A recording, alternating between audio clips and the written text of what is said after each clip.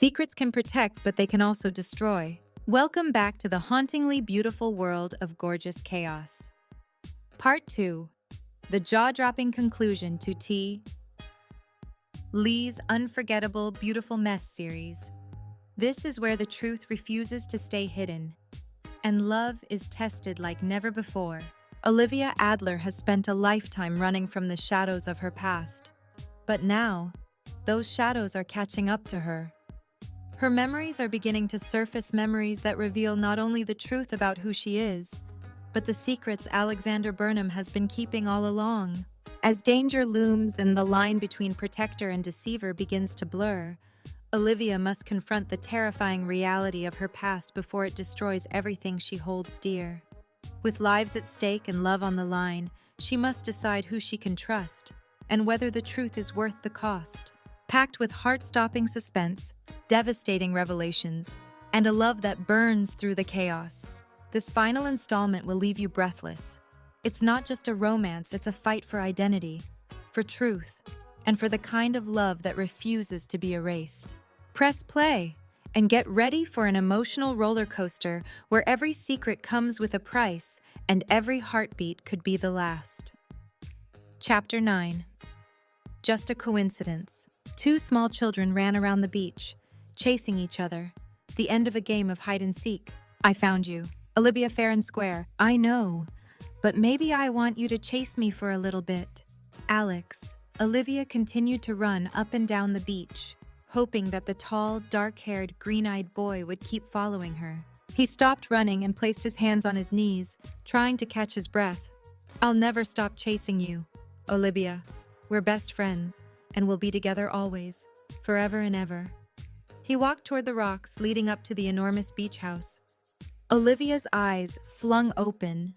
She looked over at Alexander as he slept next to her, his breathing rhythmic. What did her dream mean? The same green-eyed boy that pulled her out of the car in her nightmares was there, and she had called him Alex. It had to just be a coincidence. Wanting to forget about the dream and everything it inferred, she drew her body closer to Alexander's and listened to the rain fall outside. A devilish smile spread across his face, and he groaned. The sensation of Olivia's delicate flesh so close to his waking him up in more ways than one. "Good morning, love," he murmured groggily. "I can certainly get used to being woken up like this." He raised his hips to meet hers. His eyes grew wide when she pushed him onto his back and placed her legs around his waist. He moaned as she began a slow circling motion, teasing his already hard erection. "God, I've missed you."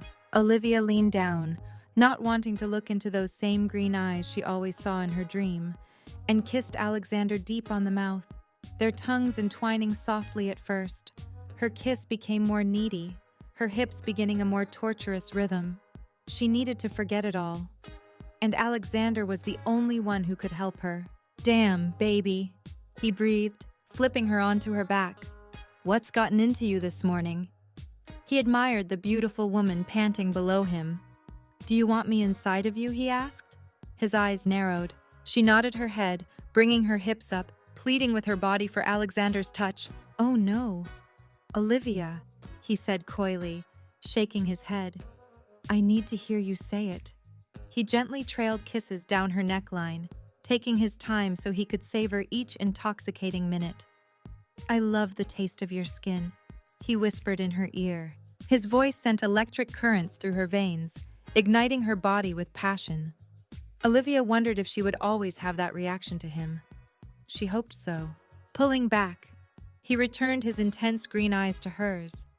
An evil grin spread across his face as he teased her, pressing his pelvis rhythmically between her legs.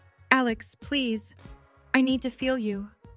She reached up and forced his mouth against hers, kissing him full on the lips, telling him with her tongue how desperately she wanted him. He groaned, and Olivia felt him harden even more against her, surprised that was possible. He positioned himself between her legs and traced circles with his tongue on her nipple. "Say it, love." He teased her clit with his erection, nibbling on her ear. "Tell me you want me inside you." "Olivia," he whispered, his voice husky, that you want to feel me slowly moving inside you over and over again, pushing you higher and higher with each motion until you can't think from the amazing sensations you feel from my love. Alexander. Olivia exhaled, her breathing ragged from his words alone. I want you inside me, she panted, running her fingers through his dark hair. I want you to make love to me. Alexander crushed his lips to hers, his hands traveling up and down her naked body before he pulled back and gazed into her eyes.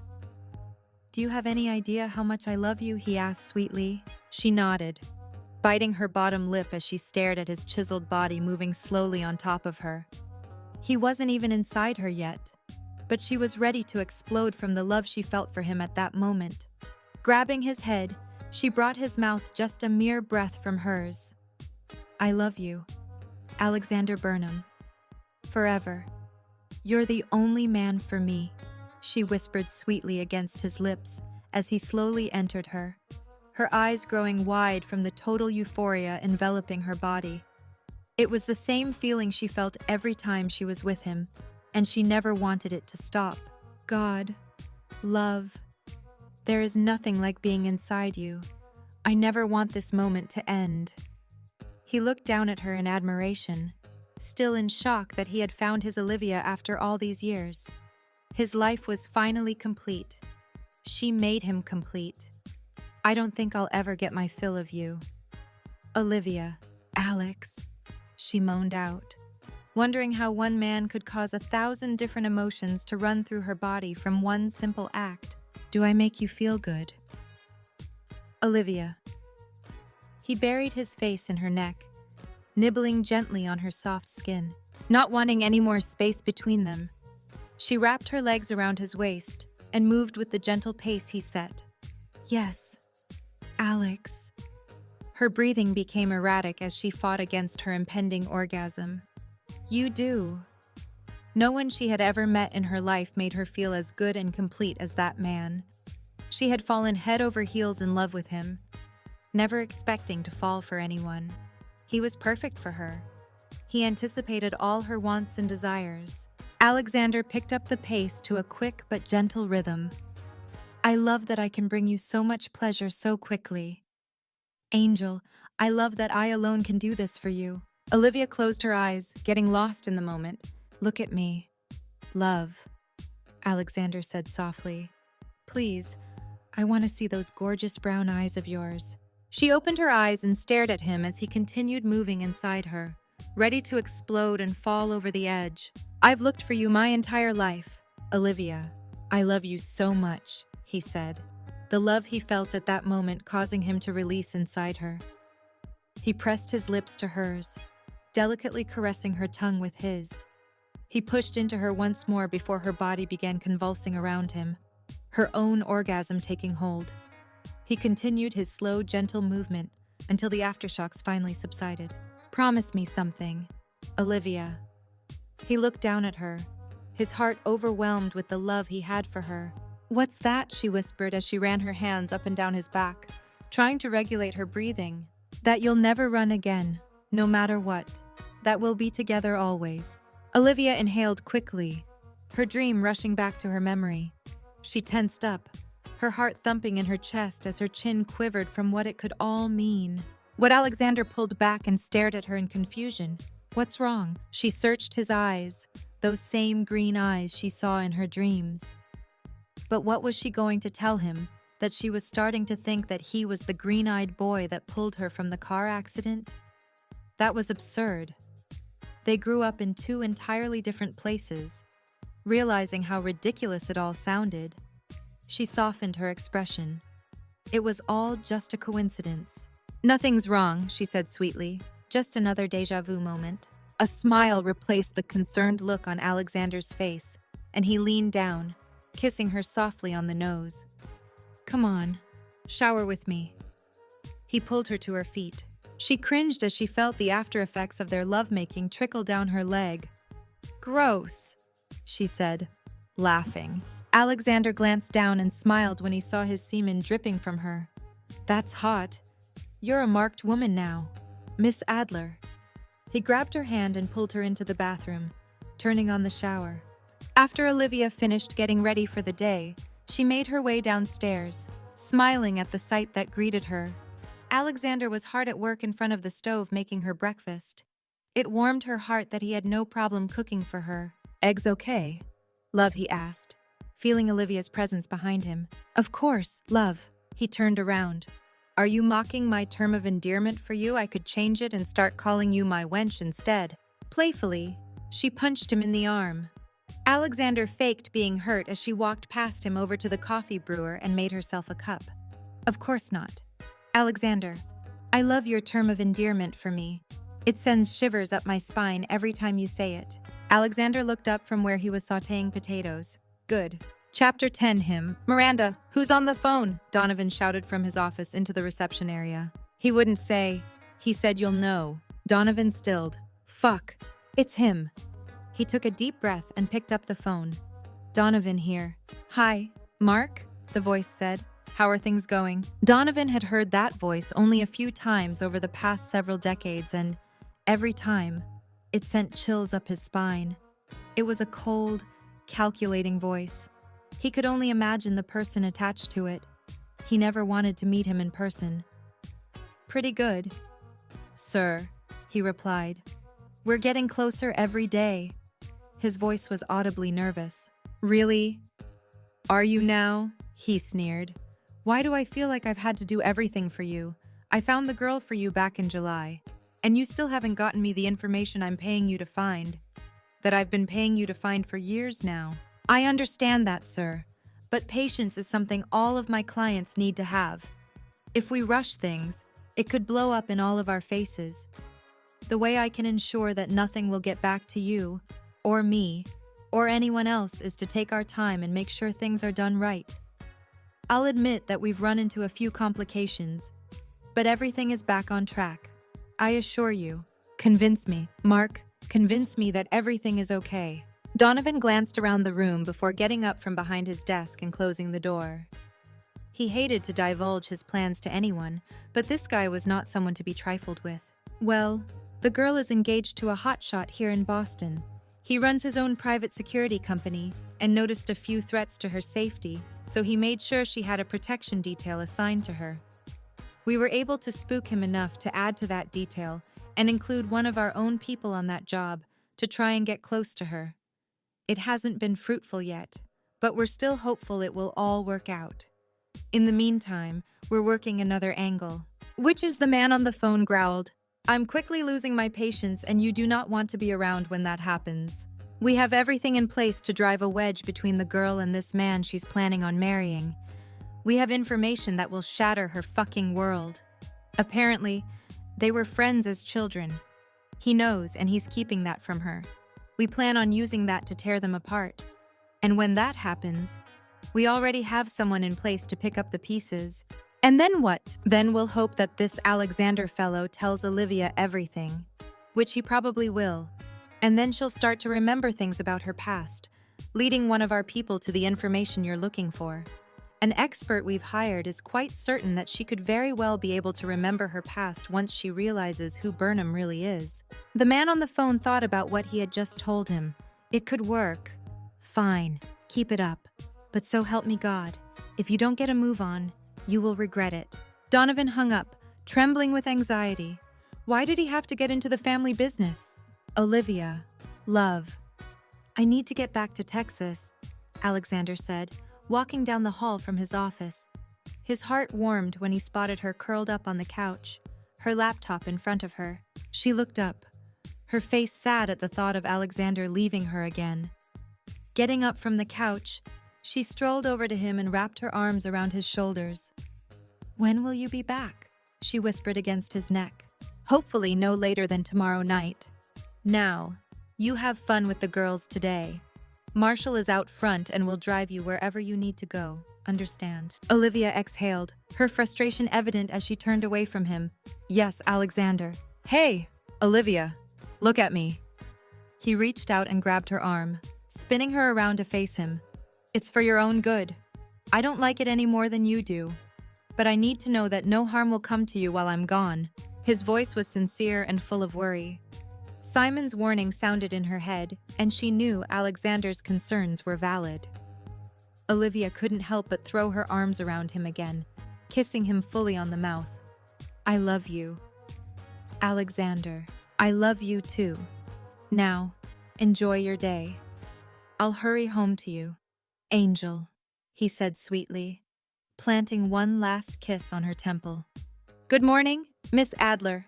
Marshall greeted Olivia, opening the door to the waiting SUV.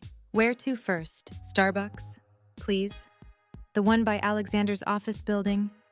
She climbed into the car and was soon on her way to go meet the girls at their usual Starbucks before starting their day of dress shopping. After a short car ride, Marshall pulled up outside the coffee shop. Walking into the bustling store, Olivia wasn't surprised to find that she was the first to arrive. Her friends were notoriously late. She ordered 4 coffees and found a table to wait for the rest of the girls. Sipping her coffee, she was thankful to have the extra caffeine to get through the day. She hadn't slept much, and even then, it wasn't a restful sleep. "Well, if it isn't Olivia Adler," she heard a snide voice say a few minutes later. She looked up from her e-reader, her heart racing as she stared into Adele's harsh eyes. "Nice to see you as well, Adele," she replied coldly before returning her eyes to her book, hoping she would get the hint and move on. Adele stared down at Olivia. She was told to be smart about what she was supposed to do today. Plant a seed of doubt, but don't drop the bomb, not yet. Anyway, you know it won't last between you two, don't you? She sneered. Olivia looked up again, sighing. She had hoped that Adele would finally be past all that juvenile bullshit. No such luck. Apparently, "Adele, you need to get over this. We're getting married, and there's nothing you can do to stop it from happening." Adele's eyes softened. "Are you sure that's a smart idea, I mean? Do you really even know him? He has a tendency to keep secrets, and I just want to make sure that you know what you're getting into. Olivia, once you say I do, there's no going back. Well, except through a rather lengthy and public divorce." "What are you getting at? Alexander doesn't keep anything from me. He's an open book."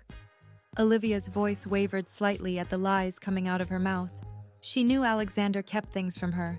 A lot of things. "Oh, really? Have you ever been in his office at home?" Olivia looked at her, wondering why that even mattered. She never had been in his home office, and he was diligent in ensuring that he kept it locked at all times, even when he was in there. "Adele, the nature of Alexander's business is such that he has to keep his work classified," she explained, all the while wondering what he was keeping in that room. "It's not his work he's trying to keep from you, Olivia. It's something much bigger than that." Olivia eyed her cautiously, her heart beating nervously in her chest as her brain ran through hundreds of different scenarios. Did Adele know something? She was childhood friends with Alexander? After all, maybe she knew more than Olivia thought. What was he hiding from her? She hated that she was beginning to doubt the man she loved.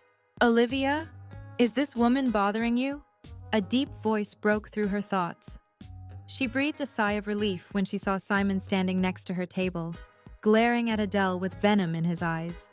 Olivia was surprised to find that, for once, she was actually thankful to see him. A smile spread across Adele's face when she heard that voice. All part of the master plan. She remembered. "No," she said sweetly, her eyes not breaking from Olivia's. "I was just wishing Olivia good luck on her upcoming nuptials." Adele turned to leave before muttering loud enough for everyone to hear. "She's going to need it." Simon continued to shoot daggers at Adele as she walked through the front door of the store. Once she was gone, Olivia visibly relaxed, exhaling a breath that she didn't even realize she had been holding. Simon turned to face her and pulled out a chair, eyeing Olivia before he sat down, almost as if he was asking if it was okay for him to do so. She nodded. "Are you sure you're okay? You look a little shaken up. Who was that bitch?" "Just someone who is jealous that I'm marrying the man she was hoping to, but she's only interested in his bank account." Simon smiled. "Money grabber. Totally." She returned his smile, finally feeling better about what had just happened. "Well, as long as you're okay, I'm going to get out of here. It looks like you're meeting someone, and I can only assume Kira will be one of them. I'm pretty sure that she'll cut off my dick if she sees me speaking with you," he joked. Olivia looked at the 4 coffee cups on her table before returning her eyes to meet Simon's. There was a slight twinkle in his gaze that she had never noticed before. "I like the new Simon," she thought to herself. "Yeah, you're probably right." They both snapped their heads toward the door when they heard it open, thankful that it wasn't any of her friends just yet. Simon was right. Kira would absolutely castrate him if she saw him standing there talking to her. And she wouldn't even ask for an explanation until afterwards. "Here, take this." Simon reached into his pocket and pulled out a business card. "In case you need anything, I'm always just a phone call away and willing to help out or listen. I'm a real good listener, I promise." He noticed that Olivia still seemed to be thinking about whatever Adele had said to her. Good, he thought. It's all coming together. Olivia took the business card and studied it. Simon Mackenzie, general contractor. He must be doing pretty well for himself if he had begun to work as a general contractor. I'll keep that in mind. Simon waved as he walked out the front door of the shop. Olivia wondered why he hadn't grabbed a coffee. It was a Starbucks after all. She didn't worry about that for long as, just moments after Simon's departure, Kira showed up. "Libby, you are a goddess," Kira exclaimed, grabbing one of the cups of coffee off the table. "I barely slept last night." She winked. Olivia smiled. "Join the club," she mumbled, her dream rushing back to her brain. Was Alexander the boy from her dreams? And was that what Adele inferred that he was keeping from her? Chapter 11, enough. "I don't think I can try on one more dress." Olivia pouted. She slumped into a chair in the sitting area of an upscale boutique on Newberry Street. Her bridal consultant gave her an irritated yet contrite look. "Come on, Libby," Melanie said, trying to comfort her. "We just need to refocus our efforts. That's all. I get that it must be frustrating having tried on dress after dress all morning, but you need to have a little bit of patience. The perfect dress is out there somewhere." She's right. Bridget walked over to Olivia's chair and sat on the arm, hugging her friend. "We'll find it, even if it means we have to spend every Saturday from now until August helping you sort through racks of hideous white gowns." She gestured to an atrocious white concoction that the consultant had carried into their sitting area. Olivia laughed. "Thanks, girls. I just don't really know what I'm looking for. I didn't grow up dreaming about the day of my wedding. Hell, just a year ago, I would have rather been thrown into a pit of poisonous snakes before agreeing to marry anyone." "EK," Kira exclaimed, breaking her gaze from her smartphone. It was obvious that she had been texting Mo by the love-struck expression on her face. "That's a little extreme, don't you think?" Libby, sighing.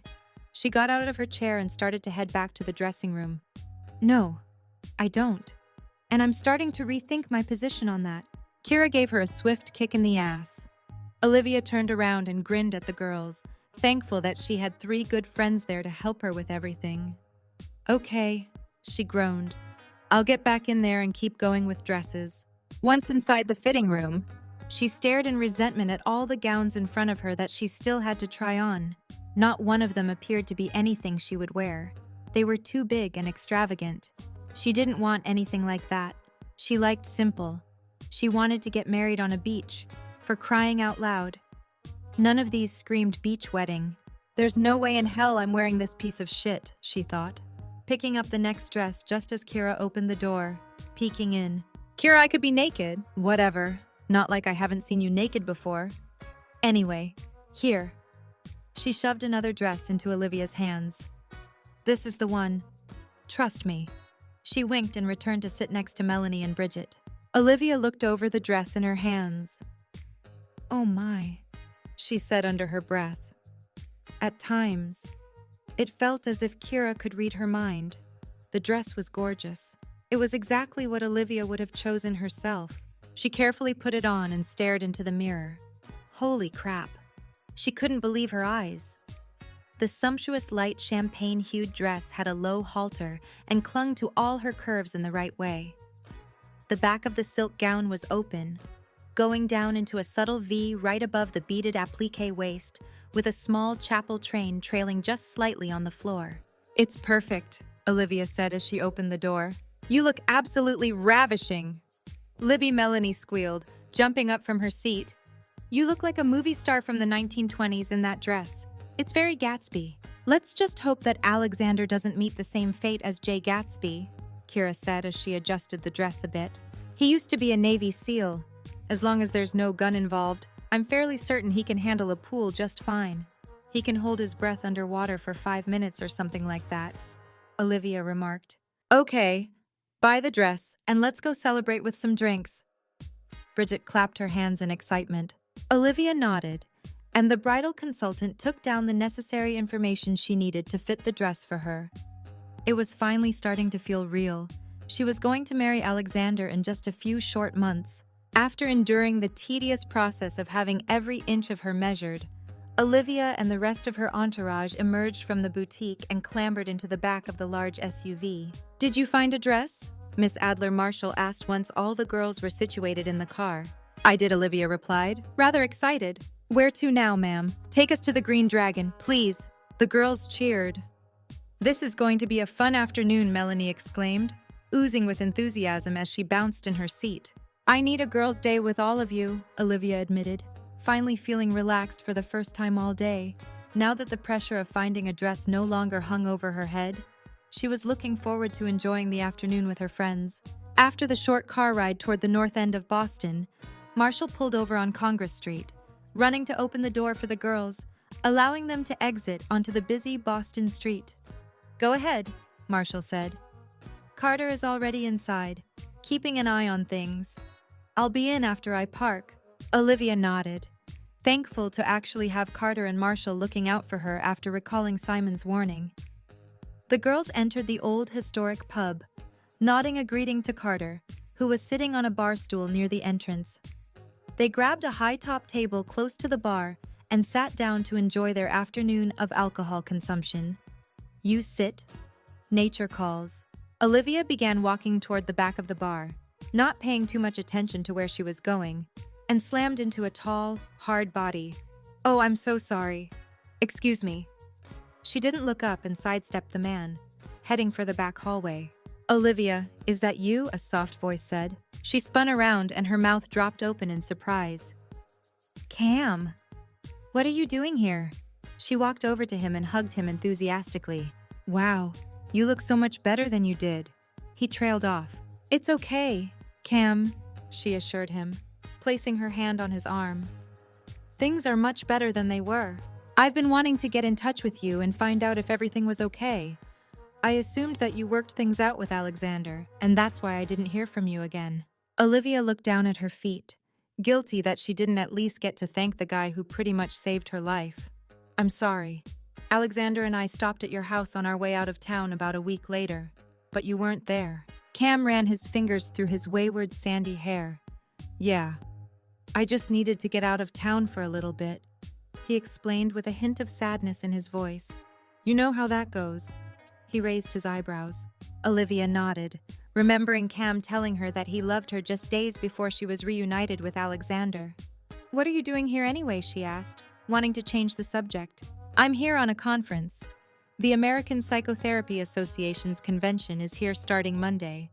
A few of us decided to come early to roam around the city. I've never been to Boston before, and the concierge at our hotel told us we couldn't leave town without stopping here for a pint. Although it seems like a tourist bar. What are you doing here?" Olivia shrugged. "Even though I live here, I never really do the tourist thing. It's nice to do it once in a while, especially on the weekends. It's great for people watching." There was an awkward silence, neither one of them knowing how to act. Cam cleared his throat. "I guess congratulations are in order." He nodded his head toward her ring. Elsie had mentioned something to that effect a few months back. She beamed. "Yes, I will be Mrs. Alexander Burnham come late August. I'm happy for you, Olivia." He wrapped his arms around her, struggling to maintain his composure. It felt as if his heart was just ripped from his chest. It was nice to see her happy, but he wished that he could be the one to put that spark back into her eyes. He knew he wasn't what Olivia needed, but that didn't make it hurt any less. Hey, who's this? Kira asked, sidling up next to where Cam stood. Kira, this is Cam. She looked at Olivia, confused. You know, Dr. Cam. She raised her eyebrows in a knowing manner. Oh, you're so my new BFF, Kira exclaimed, nearly toppling him over and hugging him with all her strength. Cam looked at Olivia, a surprised expression on his face from Kira's forwardness. Olivia simply shrugged. There was nothing she could do about Kira. We're so happy that you were able to knock some sense into this girl and make her come back home, Kira said when she finally released him. She didn't realize how much everyone back here would miss her after her little disappearing act. At least it didn't take her 4 years to return this time. Kira, Olivia said under her breath. Enough. What she asked? Olivia gave her the look, and she knew she'd better shut her mouth. Sorry, Libs. Cam gave Olivia a concerned look. You've done that before. Yeah, but you are not my therapist, so we're not discussing it. So there, she responded playfully, Cam's uneasy expression waning. Well, I should probably get back to my friends, he said, knowing that the longer he was in Olivia's presence, the harder it would be to forget about her again. How long are you in town for? Kira asked. You should come to McFadden's Friday night to see Miss Olivia sing. Libby is a motherfucking rock star. The band was always popular, but since Olivia returned, you should see the crowd they attract now. Cam turned toward Olivia, raising his eyebrows in a questioning manner. She glanced down, hiding her eyes from him, blushing. Is this true? Are you a motherfucking rock star? He asked quietly, his voice husky. Olivia raised her head and looked deep into Cam's kind silver eyes, remembering all the times he whispered the things he wanted to do to her. But those days were over. Things were better now. Fuck yes. I am, she exclaimed. Okay, nature calls. Come see me before you leave. Okay, Cam nodded and watched her beautiful body walk toward the back of the bar. Exhaling loudly, running into Olivia again was the last thing he needed. He knew that she lived in Boston, but when he decided to attend the convention, never in a million years did he think he would run into her. Seeing her again reopened old wounds that he thought had healed over the past few months. Now he wasn't too sure. So, she fucked you? Huh, Kira asked him rather nonchalantly. He broke out of his trance and turned to face her, shocked at her question. What? Oh, come on. I've known Libby for a long time, and I've seen the look on the face of every man she's left in her wake. You've got the same exact look. He started to walk away, uncomfortable with the conversation. It's not what you think, Kira. She followed him, surprising him with her relentless spirit. Well, humor me then.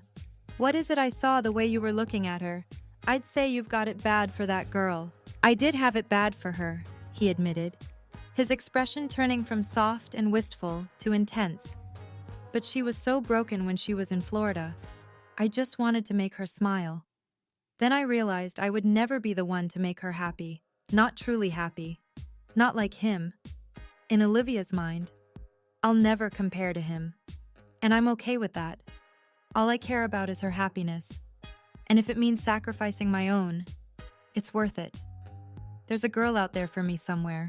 Kira's expression softened. You're a good guy. Cam, I like you. You can stay. Cam nodded. It was nice to meet you, Kira. You too. Thanks for being there for Libby. She's like a sister to me. I couldn't imagine life without her in it. I know the feeling, he said sadly. So, let's talk bachelorette. Kira said once Olivia returned from the ladies' room and a server dropped off a round of beers. Yes, let's, Melanie said. I know you haven't really talked plans yet, but Bridge and I would love it if we could crash your party. Yes, Bridget said. I could so use a weekend away in Vegas with my 3 favorite girls. It'll be so much fun. Okay, but this can absolutely not turn into The Hangover, Olivia joked. Her friends had a tendency to get slightly out of control at times, and that was why she got along with them so well. And if it does, there's nothing your bitch ass can do about it, Kira responded. But we won't be stupid enough to go the week before the big wedding. Now, here's the thing. You're going to be swamped with plans and shit the closer you get to the big day. And you don't have much time as it is. So how about the last weekend in June? It will work for everyone's schedule. I already checked with Alexander, and he said he'd be out of town that weekend for a meeting with a big client. Olivia thought about Kira's proposition. She hated being in that big penthouse apartment all by herself. Runner and Nepenthe were good company, but it always seemed so empty without him. Not to mention it didn't feel like home to her yet. She wondered if it ever would. Okay. Last weekend in June it is, Olivia said. But there's one catch. You aren't paying a dime for that weekend. I can't ask you all to spend your hard-earned money on this trip. Whatever. Kira interrupted. Alexander told me this morning that he already booked everything anyway. He's paying for it. She winked. What a bastard, Olivia thought. He's a sneaky one, isn't he? Melanie asked. That he is. I think he felt bad about overreacting last night, Kira explained. Olivia smiled as she raised her beer glass and clinked with her friends, wanting to forget about Alexander's overbearing tendencies for a minute. To Vegas, bitches. Vegas. Olivia turned her head to see Cam staring at her with a sad look in his eyes. She knew how difficult it must be for him to watch her and realize how happy she finally was. She cared for him, but her feelings for him were no match for how much she loved Alexander. Even so, that still didn't make her heart break any less looking at the forlorn expression on his face. Throughout the afternoon, the small tavern became more and more crowded. The sun finally came out to play after the rainy morning, and Boston was swarming with tourists. The bar was located on the Freedom Trail in a rather popular section of the city. Many out-of-towners began to fill up the pub, wanting to grab a beer at the historic tavern in the city that was at the heart of the American Revolution. The beers continued to flow hours into the evening as the girls planned their Vegas trip. Although there wasn't too much planning to do, Alexander had already done most of it. He probably had his secretary plan most of it. Olivia slurred, finishing another beer. She wondered what number that was as she looked around the table at her friends. All of their faces were flushed from the liquor they had been consuming. It doesn't matter, Bridget said. Whoever planned everything for us did a badass job. We're in a presidential suite that sleeps, like, a gazillion people. We're all having a spa day, and he's arranged for bottle service at a bunch of the clubs in the area. It's going to be a rockin' good time. She sounded rather excited. And I'm so getting laid. The entire table erupted in laughter. I'm glad he's pulling out all the stops for this one, Olivia said, thinking how busy Alexander must have been arranging everything that morning. And I'm glad none of us have to do the planning. I wouldn't even know where to begin. Libby, a soft voice called out. All of the girls' heads turned to look in Cam's direction as he stood by their table. I'm heading out. It was great to see you again. Olivia glanced at her friends. I'll be right back. Girls. She slid off her bar stool and walked with Cam toward the front door. The silence deafening as she tried to figure out what to say to him after everything they had been through. Well, listen. Here's my business card, he said, breaking the awkward tension and pulling a card out of his wallet. Olivia was immediately reminded of Simon and Adele. My cell number is on there, so if you ever need anything at all, you know you can count on me. She met his eyes and could see the pain that she caused him. But he was the one who pushed her back to Alexander. If it hadn't been for him, she wouldn't be where she was right now. Physically and emotionally. How could she ever repay him? Olivia took the card from him and placed it in her pocket, not able to say a word as her appreciation for everything he had ever done for her came rushing forward. No words could adequately convey what she needed to say to him. It was great to see you again. Good luck with everything. Libby. Cam began to walk toward the front of the bar. Cam, wait, Olivia shouted, finally finding her voice. He turned his head, his feet unable to walk any further. His heart wanted her to confess her undying love for him, but his head knew that would never happen. Thank you, she said, for everything. I mean, helping me get my shit back together. I don't... Cam's legs finally listened to his brain and closed the distance, cutting her off. He took her soft hand in his, savoring the contact once more from the only girl he knew he would ever love. You don't need to thank me. Libby, I was just doing what any friend would do. He stared into her eyes one last time before turning to leave the bar.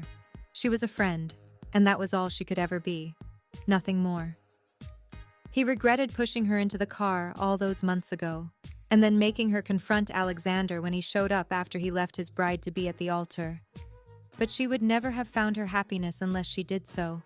Olivia was happy. At last, he walked the few short blocks up the street to his hotel and flopped on the bed. After tossing and turning for hours, he couldn't shake the feeling that the walls were closing in on him. He got up and grabbed his laptop. He needed to leave the city. He couldn't stay there. It was something Olivia would do, but it had to happen. He now understood why she had done what she did. He found his return flight information and called the airline to change his reservation to the next available flight. The customer service representative told him he could get on a flight leaving Logan Airport at 6 in the morning, less than 5 hours away. "I'll take it," Cam said into the phone as he hurried to pack all of his things into his suitcase. A few hours later, as he watched the city of Boston disappear beneath him, cloaked in a pink and orange hue from the rising sun, he knew he made the right decision. He needed to try to forget about Olivia, and he couldn't be in the same city as her. "Enough," he said to himself, more as a request than anything. Chapter 12, Makeup. "I have some information. Donovan?" "Yes, Cheryl. What is it?" He spat into the phone. He needed some good news, and soon, before everything fell apart. "I have information about Olivia going to Las Vegas. Apparently, it's her bachelorette party, and Burnham has agreed to allow her to go without normal protection, thanks to my prodding." Donovan brought his hand to his chin, thinking about what that meant. "Do we deviate from the plan and take a chance at this opportunity?" Cheryl inquired. "No," Donovan said after much thought. "The plan remains the same, but we'll use this opportunity to our advantage. Send me the details that you know." "Yes, sir." Donovan pressed the receiver on his phone and dialed another number. "Lucas, would you and your brother be interested in taking a little trip to Vegas?" The next several weeks seemed to fly by while Olivia continued to prepare for the wedding at the end of August. As she sat at a sidewalk table at a Newberry Street restaurant on a warm Thursday in late June, she couldn't help but smile at the thought of getting on the plane the following day and spending a long weekend in Las Vegas. She perused the menu while she waited for Kira to show up, thankful that Alexander had agreed to allow her to go without her protection detail that coming weekend, thanks to much convincing by Agent Marshall. "Good afternoon," Olivia heard a shrill voice say. She glanced up from her menu and was met with Adele's smirking face. She put on the best fake smile she could muster on such short notice. "Afternoon, Adele. It's a beautiful day, isn't it?" "Ugh," she groaned. "I hate this humidity. I should have never left California." "Well, feel free to return at any time. I don't think anyone here in Boston would miss you very much." Olivia gave herself a mental fist bump before returning her eyes to the menu, hoping Adele would take the hint and leave. "Whatever," she said, clearly irritated with Olivia's lackluster response. "Have you thought at all about what I said during our last conversation?" "No, Adele. I haven't thought about you one bit, but it's rather apparent that you've been thinking about me. Why else would you feel the need to pester me next time you see me? Feel free to continue walking." Olivia looked across the street and met Marshall's eyes as she kept watch in the parked SUV. She gave her a thumbs up, indicating that she was fine and did not need any help. Marshall simply nodded. Olivia was grateful that she had begun to ease up on the ropes a bit. Any of her other assigned agents would have been out of the SUV immediately, making a scene. At least Marshall treated her like an adult and let her fight her own battles on occasion. "Olivia," Adele said softly, her voice changing from harsh and trite to warm and sympathetic. "I'm just trying to warn you before you get in too deep. Alexander is keeping secrets from you." "What the fuck are you doing here?" Bitch, Kira said rather loudly as she approached Olivia's table. Several restaurant patrons raised their heads, aghast at hearing such language, and gaped at her. "Kira, please. People are staring," Olivia said quietly, her expression wide as she scanned the other tables to see them gawking in her direction. "Whatever," she said, her green eyes wild with fury. "When have I ever cared what someone thought of me?" She turned to Adele. "We have a lunch date, so if you would please excuse us." "Okay. I'm sorry for interrupting." Adele's eyes met Olivia's gaze. "Olivia, please. I just want to talk to you about something important." Can we get together for a coffee? Say, next Tuesday. Then I'll never bother you again. I promise. Libby, Kira hissed, glaring at Adele. Why the fuck would you listen to anything she has to say? She's been nothing but a pain in the ass from the beginning. Olivia faced Kira. I understand that, she admitted, trying to figure out what game Adele was playing. The promise of never having to see or listen to her again was rather tempting. Okay, Adele, I'll listen to what you have to say. She reluctantly agreed. Starbucks by Alexander's building. Tuesday, 4 o'clock. Perfect, Adele replied, clapping her hands. I do appreciate it. Have a wonderful lunch, ladies. She walked down the street and hailed a cab, taking the burner phone out of her purse. Hi, it's Adele. It's going down on Tuesday. Wonderful, we'll be ready. Olivia called out when she arrived at her place several hours later after a fun lunch and shopping outing with Kira. There was no answer, wondering if he was home from work yet. She walked down the hall toward his office, thinking he may be in there. It was after 7, and he never worked that late. As she approached the door, her run-in with Adele came rushing back to her mind. Was he keeping secrets from her? Olivia knocked gently. Alex, are you in there? Still no answer. She tried the handle, even though she knew that it was useless. She could see the numbered keypad on the door. If there was one thing Olivia had learned over the past several months, it was that Alexander was diligent with ensuring everything was locked and secured. He would never leave without re-securing that room, or any room for that matter. Defeated. She tried the handle one more time before turning around to head back into the kitchen, thinking about what to cook for dinner. What the fuck do you think you're doing? Alexander yelled, storming down the hall. He had just gotten home no more than a minute ago, planning to drop off a few files in his home office, when he saw Olivia standing at the door, attempting to get in. Olivia looked at him, wide-eyed at the tone of his voice. He closed the gap, glaring down at her, his eyes wild with fury. Answer me, Olivia, now. His face was red with rage. Nothing. Alex, I wasn't doing anything. All right, she shouted. And, unless you've forgotten, this is my house now, too. If I want to go somewhere, I'm damn well going to do so. So if you'd please get out of my fucking way, I'd appreciate it. She pushed him away, storming down the long corridor, seething with indignation. Alexander closed his eyes and took a deep breath. He placed his head in his hands, angry at himself for having such a knee-jerk reaction to seeing Olivia at the door to his office. He knew there was a perfectly reasonable explanation. She was not a nosy person. Opening his eyes, he slowly followed her down the corridor, apprehensive about how to calm her down. He walked into the kitchen and found her standing in front of the refrigerator, perusing its contents. He carefully placed his hands on her upper arms as she continued to stare into the refrigerator, keeping her back to him. The silence was deafening as both of them stood there, neither one saying anything. Alexander sighed, breaking the tension-filled room. Olivia, love, I'm sorry. I may have overreacted a bit before. She spun around quickly, slamming the refrigerator door shut. Oh, ya think, Alex. She glared, her eyes shooting daggers. You think that you may have overreacted when you nearly chopped my head off for standing in the hallway, knocking at your office door to see if you were home. She was furious, partly because she did feel guilty for being somewhere that she knew was off limits. I'm sorry, Olivia, it's just... She crossed her arms over her chest, her normal indication that she was waiting rather impatiently to hear a good explanation for his behavior. He had gotten quite used to seeing her in that pose over the past several months. What is it? Alex, why do I always feel as if you're not being honest with me? Why does it always feel like you're keeping things from me? Alexander searched her eyes. With each passing day, it was becoming harder and harder for him to finally tell her the truth. He wanted to tell her all those months ago, but that was before her father reappeared out of nowhere, imploring him to keep her ignorant of her past. Could he really listen to a man who had ruined Olivia's life? What should he do? Is this the moment of truth? He smiled at the pun. What's so funny? Olivia hissed, her anger growing with each passing minute.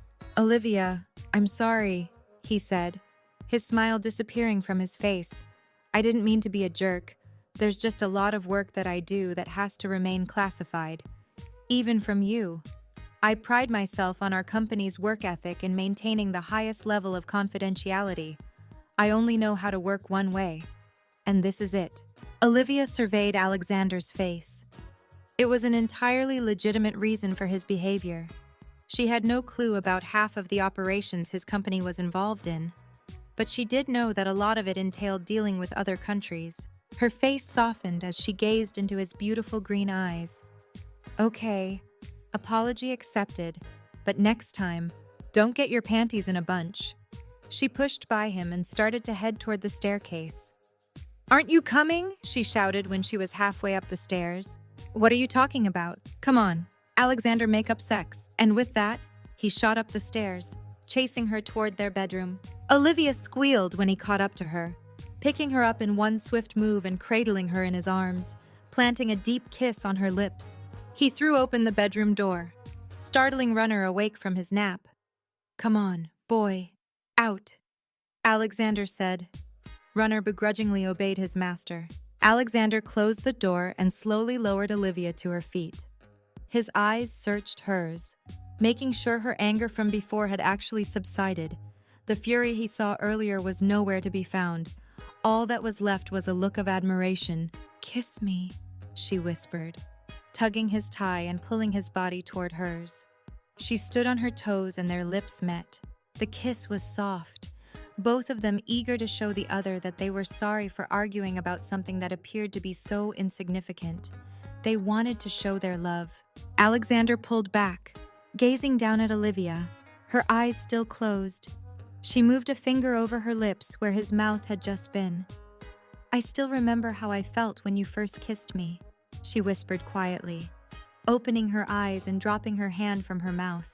All Alexander could think about was how lucky and blessed he felt at that moment as his eyes remained locked on hers. He felt so fortunate for having finally found his childhood best friend after years of being told that she was dead. And she loved him. She was going to marry him, and they would live a happy life with no more worries.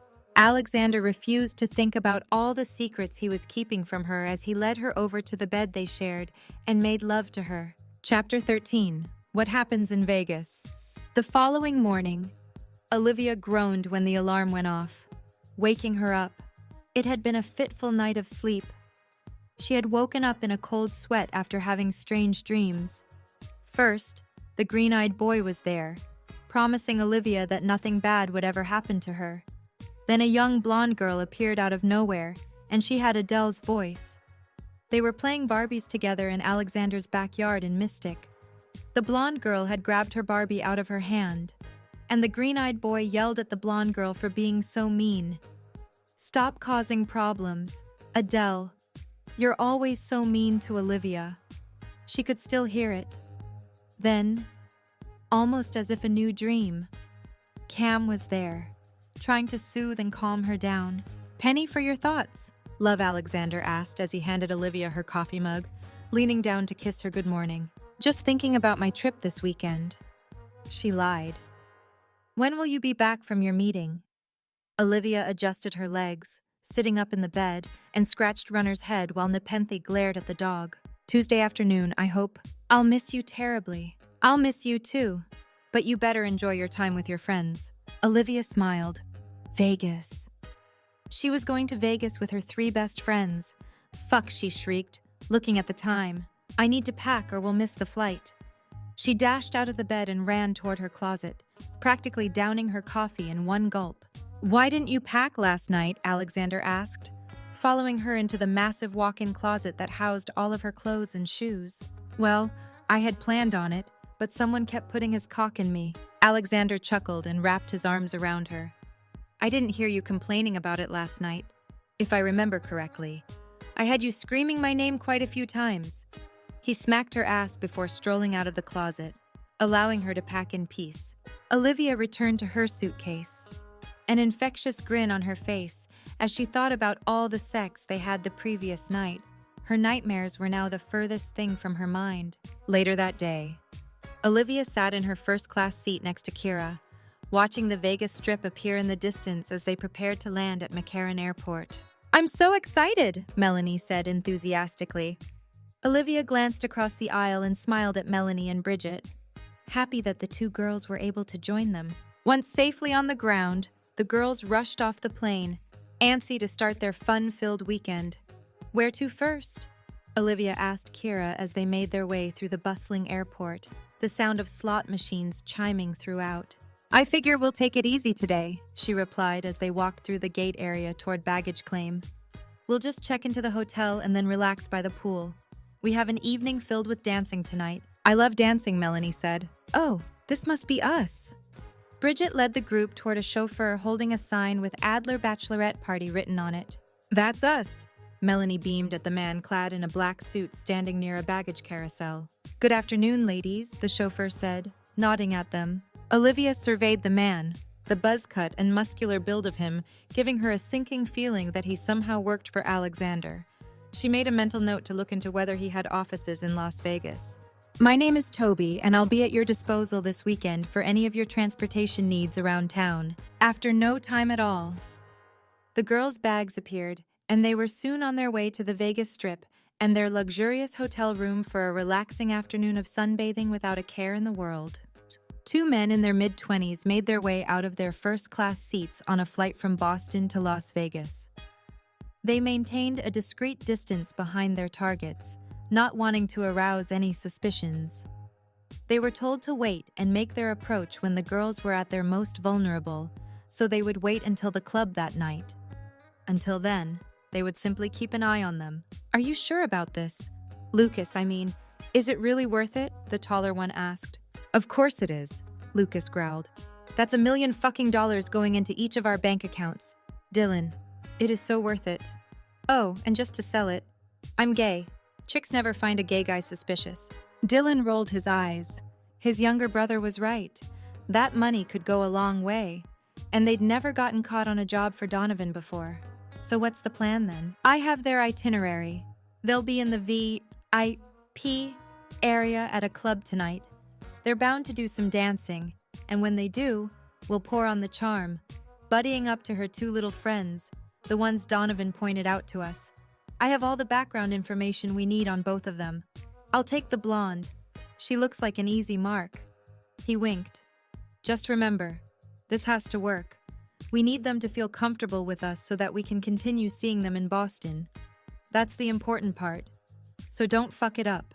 Dylan was nervous about everything, but what was there to be concerned about? All he had to do was play nice with the girls and make them feel comfortable. What's the worst that could happen? "Wake up!" Libby Kira shouted later that evening, jumping on Olivia's massive bed and waking her up from a far too short nap. The girls had spent the majority of the afternoon by the luxurious hotel pool, sipping too many cocktails to count as they basked in the warm desert sun. "Go away," Olivia groaned. "Nope. It's your bachelorette weekend, and we are not going to spend it sleeping. Get up, take a shower, and then we're going out." Olivia raised her head, squinting at her friend. "What time is it?" "It's 7:30. Dinner is at 9 at a 5-star sushi restaurant here in the hotel, so get moving." "Fine, but do me a favor." "What is it?" "Call down and have a bottle of champagne brought up." "That was so 30 minutes ago." Kira handed Olivia a glass of champagne off the nightstand. "I love you, Care Bear." Kira smiled as they clinked glasses. Later that evening, after a relaxing sushi dinner, the girls filed out of the casino they were staying at and made their way toward Toby as he waited for them with the limo out front. "I totally think he works for Alexander," Olivia whispered. "Ah, who cares?" Melanie smiled. "I, for one, am happy that we have our own driver and don't have to stand in that cab line." She nodded her head at a line that snaked around the building. "Good point," Olivia laughed as she stepped into the limo. "I love all the stares we're getting, like we're celebrities or something," Bridget said as the limo pulled out of the valet area. "We are," Kira stated. "We're with Olivia, and she's about to marry one of the country's most eligible bachelors." Her face brimmed with excitement. "You love those gossip mags, don't you?" Olivia asked, smiling at the fact that she was less than 2 months away from becoming Alexander's wife. She didn't care that he was one of the country's richest and most successful single men. She'd want to marry him even if he didn't have a penny to his name. Yes, Kira admitted. And be glad that you have someone keeping an eye on what they say about you. Some girls would kill to be in your shoes. Literally. I mean, those heels are pretty bitching. Olivia laughed, the rest of the girls joining in. After a short ride down the Vegas Strip, Toby pulled up in front of a rather impressive-looking hotel, and the girls made their way through another crowded casino toward a nightclub. As soon as the bouncers saw their entourage approach, they immediately pulled back the rope, allowing their party to enter ahead of the line. A hostess greeted them immediately. "Miss Adler, it's wonderful to see you this evening," she said, leading them toward the back of a dark club that was decorated black and red throughout. The dance floor was already packed and people were lined up at the bar, anxious to grab a drink as loud music blared. Olivia couldn't wait to get onto that dance floor and let loose. "Your fiancé has arranged for anything you and your friends need this evening, so I do hope you enjoy yourselves." The hostess led them to a small VIP area adjacent to the dance floor that was roped off from the general public, 2 bouncers standing guard. The noise level was slightly lower, and Olivia secretly loved that Alexander made all the arrangements, ensuring that they had a private place to relax between shaking their booties. After the hostess left, Melanie turned to Olivia. "I wonder how she knew it was you." Olivia shrugged. "It's because her face has been plastered all over the internet for months now." Kira interjected, winking at the hot server that had just come to take their drink order. 2 bottles of Cristal, please." The server nodded and returned in record time with their champagne. To Olivia, Kira shouted, raising her champagne flute. All the girls followed suit, clinking glasses. Olivia smiled at how different her life seemed from just a few short months ago. She still couldn't get over the fact that she was getting married. "We've been sitting down all night," she said after pouring herself a second glass. "Let's dance." She jumped up from their table and made her way to the dance floor, the rest of her party close behind. Olivia closed her eyes, getting lost in the rhythm of the music, mindful to not spill her champagne as she moved to the beat. She felt someone nudge her and immediately opened her eyes, smiling when she saw Kira grinding up next to her. "Look over there," she shouted, nodding her head a few feet away. Olivia followed Kira's gaze and saw Bridget dancing rather intimately with an attractive man. Melanie talking to another guy just a few feet beyond that. Only been here for 5 minutes and she's already attracting the hotties. "That girl's on a mission," Kira commented, referring to Bridget. Olivia laughed. "That's fine. She can have them. We've got our own hotties back home." Kira clinked her glass with Olivia. Damn straight. They danced for a few minutes, enjoying their time together, knowing that it was probably one of their last outings before Olivia got married. Kira couldn't be happier for her friend. "Hey, guys!" Melanie shouted over the music. A rather imposing man stood next to her, making her tall, lean body look tiny. He had dark hair and olive-toned skin with a strong jaw and a dazzling smile. "This is Lucas. He lives in Boston." "Too," she said, placing her hand on his thick bicep. "Isn't that funny? He goes to Northeastern with me. He's even a psych major, although we've never met each other. We have a class together this fall." Olivia looked at Melanie with a questioning look on her face. "Oh, don't worry, Libby," she said. "I told him I'm not single. Plus, he's gay." Olivia laughed, slightly relieved. Bridget approached with the guy she had been dancing with. He had a rather strong resemblance to the young man standing at Melanie's side. "Lucas, it's great to meet you." Olivia extended her hand to him. "Where in Boston?" "Oh, fuck it. Come back to our table with us," she yelled, not wanting to shout over the music anymore. The guys followed the girls back to their booth, Olivia letting the bouncers guarding their area know that it was okay to let them in. After pouring champagne for everyone and ordering a few more bottles, Olivia turned back to Lucas. "Well, where in Boston do you live?" "I live in Brighton. This is my brother, Dylan," he said, gesturing to the guy sitting next to Bridget. "Dylan went to Harvard," Bridget said, her dark eyes brimming with excitement. "Oh, really?" Kira asked. What do you do now? Dylan smiled and his hand disappeared beneath the table. Oh, a little bit of this, a little bit of that. Who's older? Olivia asked, noticing Bridget's face flush red. She could only assume that Dylan had his hand on her leg. Dylan is, Lucas said. He's 27. I'm 25. I started college a little late, but I'll graduate this December. Me too, Melanie exclaimed. I can't believe we haven't run into each other before. Lucas nervously shifted in his seat, obviously flustered with Melanie's beauty, even if he was gay. Well, Northeastern's a big school, and there are a lot of psych majors. Melanie rolled her eyes, an adorable look of mock irritation crossing her face. You can say that again. We should totally form a study group for Professor Meacham's seminar next fall. I hear it's a bitch. Definitely. I could use all the help I can get. You both live in Brighton, Olivia asked, interrupting Melanie's conversation. I live in Cambridge, Dylan explained, sharing a look with Bridget. You guys need to come to McFadden's one of these nights and see Miss Olivia sing. She's a rock star, Melanie said excitedly. Olivia Lucas said, That's it. I thought you looked familiar. You're Olivia Adler, aren't you? You're about to marry Alexander Burnham Mann. If he was gay, he flashed a dazzling white smile. Olivia took a sip of her champagne, hiding her grin as the entire table erupted in laughter. She still got butterflies just thinking about marrying Alexander. She wanted it to be August 24th already.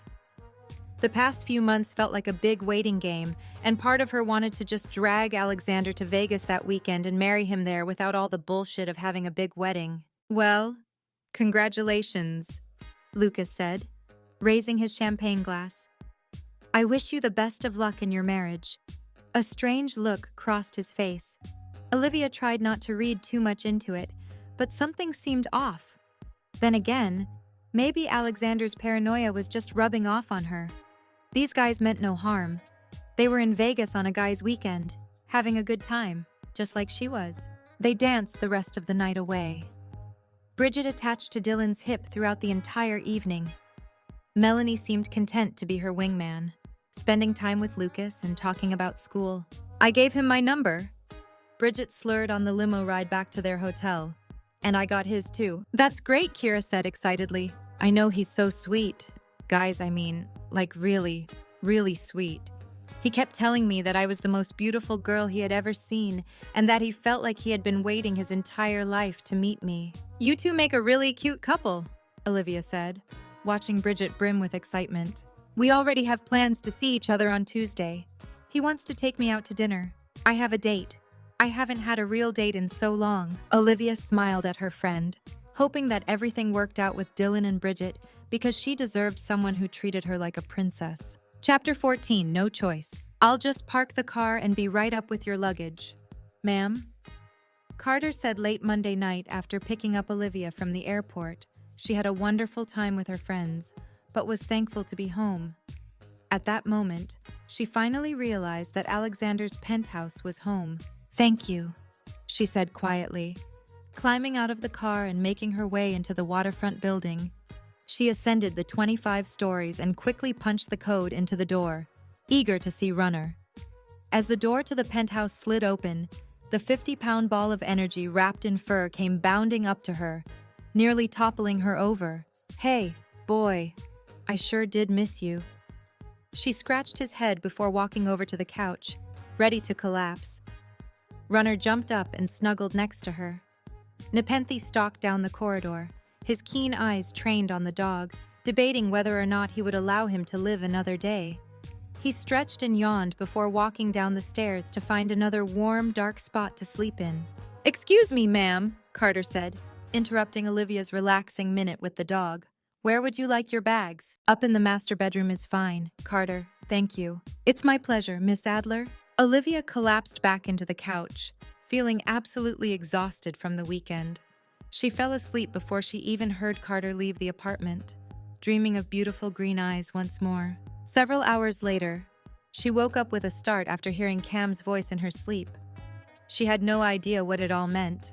Why, after all this time, was she dreaming of Cam? It wasn't as if she had feelings for him in any way other than him being a good friend who had helped her during her darkest time. but there was something about the dream that made it feel so real. She raised herself off the couch and walked into the kitchen. Opening the refrigerator, she grabbed a bottle of water and glanced at the clock on the wall. It wasn't even midnight yet, but she felt completely exhausted. After rummaging through her purse, she found her cell phone, wondering why she hadn't heard from Alexander yet. Shit, she said to herself once she found it. Alexander is going to be pissed. She had forgotten to turn it back on after she landed. Letting out a long breath, she pressed the power button and waited for it to boot up. Once it found a signal, she was immediately bombarded with texts and voicemails from Alexander. Great, she muttered to herself. She hated the feeling she got when she didn't check in with him when he expected her to. He always overreacted, thinking that she wasn't safe for whatever reason he concocted in his head. She was starting to get tired of Alexander's hero complex. She loved him with every fiber of her being, but she still wondered whether he would love her when she no longer needed protection from whatever force he believed was threatening her. She sat down at the kitchen island, savoring the coldness of the water as she stared at her phone. Memories of that day months ago came flooding back. She had just gotten back into town and went to Alexander's office, begging him to take her back. He had chased her through the streets of Boston to give her the coat she forgot. A strange man approached her and attempted to hit on her, rather poorly, Olivia thought. Alexander saw it and pummeled the guy to the ground. She recalled how it always seemed like he was trying to protect or save her from one threat or another, but she couldn't shake the memory of his face when she told him exactly what she wanted from him while they stood on the snowy street that day. I don't want you to always feel like you have to come and help me. Alex, I just want you to stand by my side while I try to help myself. Olivia began to realize that, no matter what, he would never follow those words.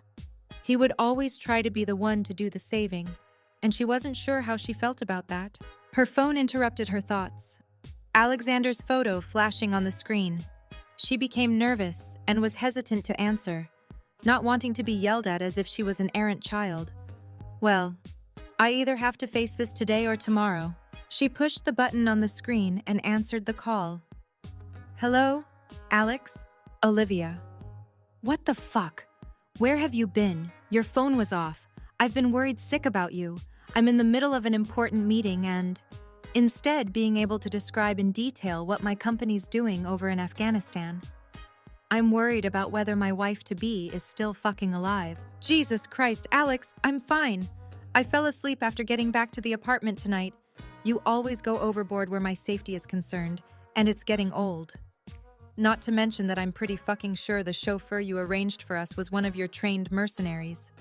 Even though you promised that I could have this weekend to myself, she spat out, fuming as she paced the kitchen. Plus, you could have just called Carter. You know he was picking me up from the airport and dropping me off at home. I don't want to talk to Carter. I want to talk to you. The line was silent for several long moments before Alexander spoke, softening his voice. I'm sorry. Olivia, I'm working on my overbearing tendencies. I am. I just need to make sure that you're safe. Alex, how many times do we have to go through this? I don't want you to constantly go behind my back to try to keep me safe. I can do that on my own. She exhaled loudly before lowering her voice. Do you know what I was thinking about just before the phone rang? What's that? He asked quietly. That day in the snow back in January, the line went silent. Do you remember what I said to you? Alexander let out the breath he was holding. I do. Olivia, but I just can't stand aside where your safety is concerned. I have control issues, you know that. She walked over to the couch, flopping down on it. But it's suffocating me. Alex, I love you. But sometimes I wish I could go back to how things were before you came into my life. What are you saying? Love, he asked, his voice full of hurt. No, she yelled, shooting up into a sitting position. I'm not saying that. I love you and I want to spend the rest of my life with you. But since I met you, you've been smothering me, making sure I have a protection detail with me at all times. I want my simple life back. I know I'll never truly have that now that I'm marrying you. But I don't always need protection, Alex, and you know that.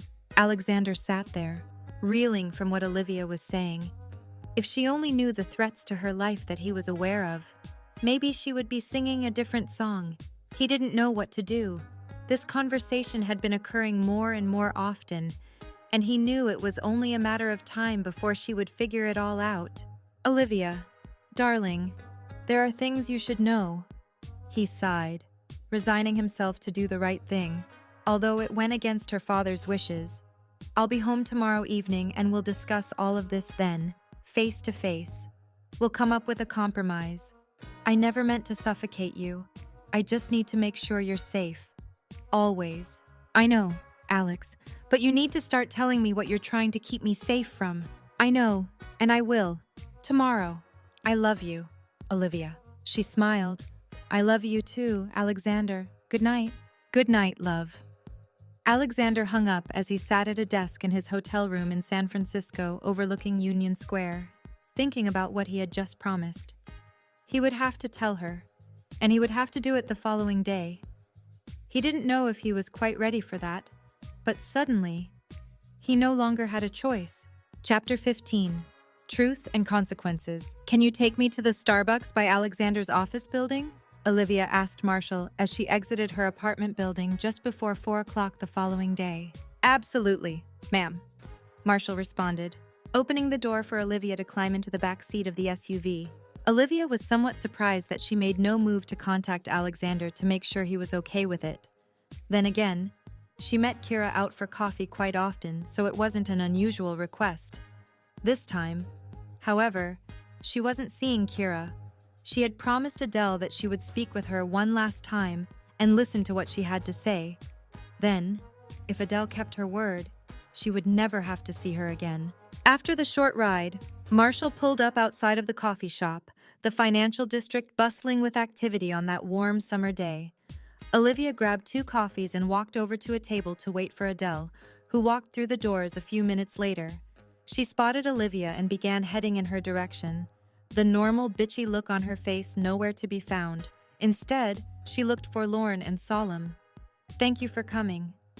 "Olivia," she said, taking a seat. Olivia slid the extra coffee toward her. She smiled in appreciation before bringing it to her mouth and taking a sip. "So, Adele, what is it you want to say to me?" She stared at Olivia, still in disbelief that she was sitting across from the girl she used to play Barbies with when they were young. "What do you know about Alexander's childhood?" she asked cautiously. "If this is about his friend who had the same name as me, I already know about that. And I don't think that it's weird. My real first name is Sarah anyway." She raised her voice, becoming a bit defensive. "Olivia is my middle name. He didn't fall in love with me just because I go by the same name as that little girl." Adele lowered her eyes, hesitant to say what she was about to say, but it had to be done. She needed that money she had been promised. "Olivia, it's not that you go by the same name as that little girl. You are that little girl." Olivia looked at Adele as if she was crazy. "Adele, that little girl died. Alexander told me so. He goes there every year to visit her grave and—" "Your parents were killed, weren't they?" she interrupted. "Yeah. What does that have to do with anything?" Olivia's heart began to race. "Isn't it a coincidence that they were killed the same day as Alexander's Olivia?" She sat there in silence, unsure of how Adele even knew when her parents died, or what to think of her inferences. She had never proven herself to be trustworthy in the past, so she was hesitant to believe a word that came out of her mouth at that point. Still, it was a huge coincidence. But that's what she always thought it was. Just a coincidence. "I grew up in Charleston, Adele," Olivia responded, snapping out of her unsettled thoughts. "That little girl lived near Alexander in Mystic." She started getting nervous. She couldn't remember anything about her life before being sent to that boarding school in Charleston. That's where she must have lived before the accident. Why would she be sent to Charleston if she didn't live there? It didn't make sense. "Look at this. Olivia." Adele reached down and pulled a few old photos out of her purse. "I went home this weekend and searched my parents' house for my old photo albums. Here." She handed her a photo. "I couldn't find many of the two of us. We never really got along that well." Olivia stared at the photo. It was of her when she was a little girl. Her hair was in 2 braids on the opposite sides of her head, and she was standing next to a small, blonde-haired girl.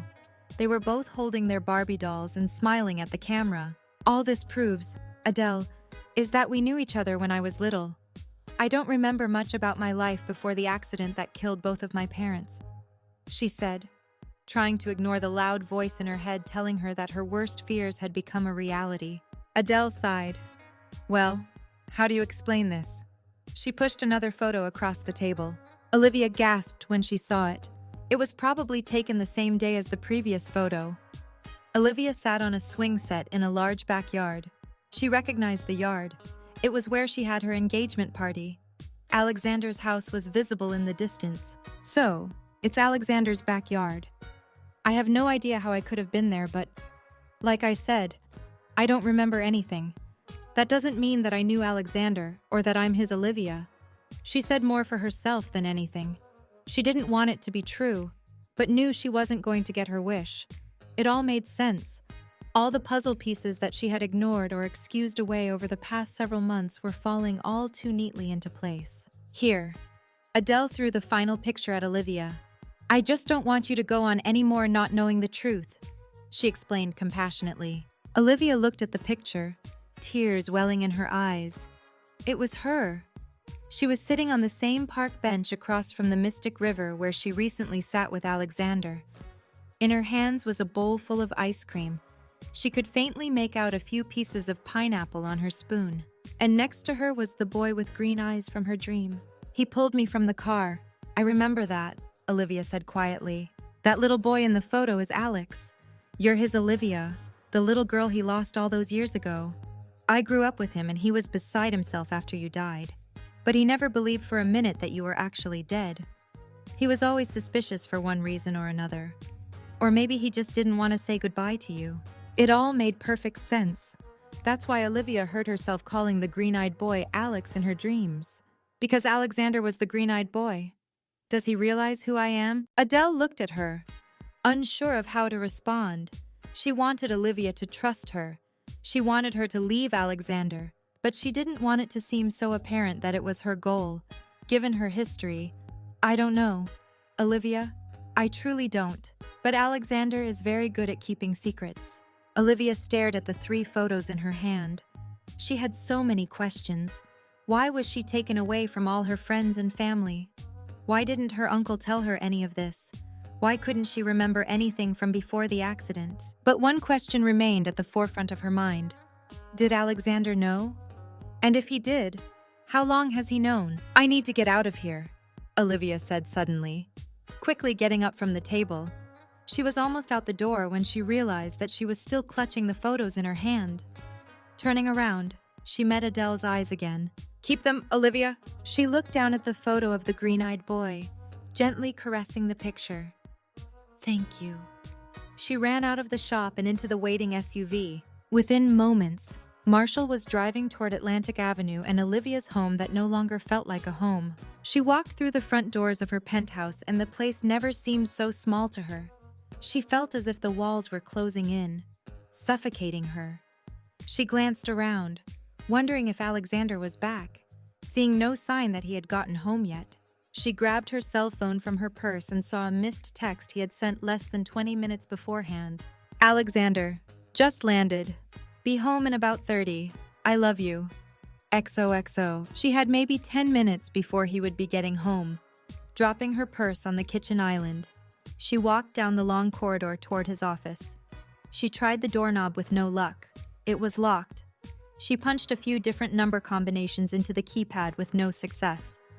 Just when she was ready to give up, she tried one more. The date she supposedly died. The door beeped and she slowly turned the knob, pushing it open. Her jaw dropped as she entered the room, looking at the walls covered with framed photos of his family and other important people. Her throat closed up when her eyes settled on a photo that must have been taken while Alexander was on leave from the Navy. He sat at a table, clearly in his family's enormous backyard, with a younger version of Tyler and Carol sitting on either side of him. Immediately behind Alexander stood his mother, and next to his mother stood someone she assumed was his father. But it couldn't be. It was her Uncle Charles. She backed up, trying to process everything, and bumped into the desk. A framed photo fell to the ground. She picked it up and a memory came flooding back. "What you doing?" Olivia, a young Alexander, asked, entering her playroom. "Nothing. Just playing house." Olivia had just received a toy stove and kitchen set for Christmas, and she was excited to finally play with it. "Can I play too?" She looked up from her toys. "You can't play house with me, Alex. We're not married." She laughed, returning to baking her make-believe cake. Alexander scratched his head. "Well, let's have a play wedding and then we'll be married and we can play house all we want." Olivia thought about it for a minute. "Okay." She ran to her dress-up chest and grabbed a long white veil and a top hat. She threw the hat on Alexander and grabbed his hand, dragging him down the hall. "Mom, Dad, Alex and I are getting married," she yelled joyfully. "Oh, look at you two," her mom said, laughing. "Jack, go get the camera." Olivia's father came running back with the camera and snapped a photo. Alexander was uneasy about returning home and talking to Olivia. He still wasn't sure how he was going to tell her everything. The information could ruin her and put her in danger. He walked through the foyer of his penthouse, anxiety coursing through his veins about their impending conversation. "Olivia," he called out, "are you here?" He listened for a few minutes. The house was eerily quiet, the only sound that of the dog snoring on his bed in the living room. Glancing at the kitchen island, he saw Olivia's purse sitting there. He wished she wasn't home. He had never been as scared about seeing her as he was at that moment. He wanted to tell her everything, but knew that she would never understand why he had kept that information from her. He couldn't bear the thought of losing her, but he had a feeling that it was already too late. Alexander made his way toward the staircase when he noticed a light on in a room down the hall. He figured Olivia was in the den watching TV, which struck him as odd. She barely ever watched television. Walking down the corridor, he followed the source of the light, but it wasn't coming from the den. It was coming from his office. He quietly made his way down the rest of the long hallway, his breathing growing uneven. He turned the corner and looked into the room. His heart dropped to the pit of his stomach at the sight that greeted him. Olivia stood there, holding the picture he kept framed on his desk. Tears were flowing down her face. "What is this, Alex?" she asked, her voice empty of all emotion as she stared at the picture in her hands. "Olivia, please, I can explain." He took a step toward her, pleading with his eyes for her to understand why he had done what he did. "You knew." She looked up and Alexander could see the pain in her eyes. "It's not what you think, Olivia, please." "How long?" she asked quietly. Alexander remained silent, words escaping him. "I said how long?" "Alex," she repeated through clenched teeth, her tone raised. He ran his fingers through his hair, his voice full of resignation. "Since August." "What?" Olivia screeched, her eyes growing wide. "You've known who I am since August and didn't have the decency to say anything." She pushed past him, running toward the living room, still clutching the framed picture. "Olivia, wait!" He chased after her, catching up to her in the kitchen. "I had no choice. Just let me explain." "No, Alex." She spun around to face him. "The time for explaining is so far past. You've known about this since August and you didn't say anything. Nothing. You kept me in the dark, even when you watched me struggle with my past. You held me after I woke up screaming from my dreams. You listened to me talk about the green-eyed boy, wondering who he was, or if he was even real. And it was you. You heard me talk about the man I thought was my uncle, Alexander. And you never thought it was important enough to mention that he was your father." She took a deep breath, her chest heaving through her heavy sobs. "You sat there holding all the answers, and you kept them from me." She grabbed her purse and started toward the foyer, pushing the elevator call button repeatedly. Feeling Alexander approach behind her, she refused to face him, cursing the electricity that was still present. "Give me a chance! Olivia, I beg you!" He gripped her shoulders and spun her around, holding her in place as he stared into her tear-drenched eyes. "I gave you more than enough chances. Alex, I did. You've had so many opportunities to come clean, but instead, you chose to keep this from me." The elevator car dinged, announcing its arrival. Olivia rid herself of Alexander's grasp and ran into the elevator. pressing the button for the lobby. "You know, Alex," she said, her lips trembling. "I thought you were a decent person. I thought I was important enough to you that you'd tell me the truth." Taking a deep breath, she raised her eyes to meet his. "I guess I wasn't worth it." The elevator doors closed, and Olivia collapsed under the weight of everything she just learned. Nathan Roberts was sitting across from Alexander's waterfront penthouse, watching. A short while after following Olivia during her coffee meeting with a tall blonde that looked eerily familiar, he observed her running out of the Starbucks in tears. He followed her to the building she had been living in the past several months, surprised to see her storm out of the skyscraper a short time after Alexander returned. He immediately knew something was wrong. He picked up his cell phone and dialed the one person who had the answers he needed. "What did you do to her?" he barked into the phone. "She knows. Jack.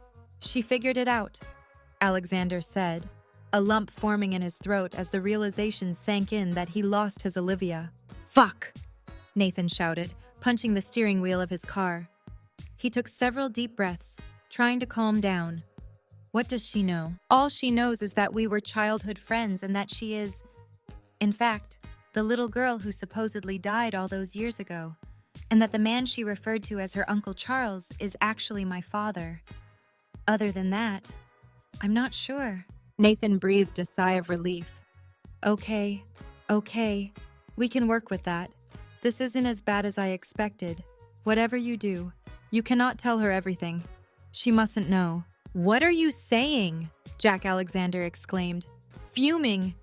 "This is ridiculous. I just lost the best thing that's ever happened to me because I kept her true identity a secret. Hell, she doesn't even know her real name.